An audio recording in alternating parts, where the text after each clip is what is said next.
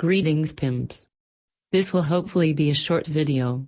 When it comes to streaming, tubing, etc., there are people on both sides. Some that say it is harder than the real job, so to speak, and some that say it's easier. Now of course this is subjective, so there is no need to rant on it for more than 10 seconds, but here it is. Firstly, it must be stated that streaming is the real job, so to speak, just as making OnlyFans content is too.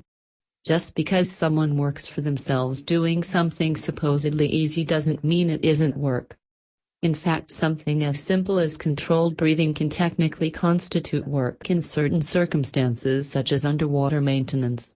That said, it must be stated that streaming and YouTube video creation is only harder than a so-called real job if the person doing it is an NPC. Since NPCs lack the ability to think or be creative, they will struggle with things such as streaming or making their own YouTube videos.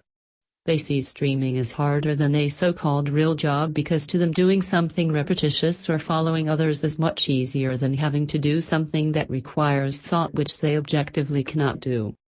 This is why most streamers or content creators are very similar to one another, appeal to the lowest common denominator, or are random instead of creative.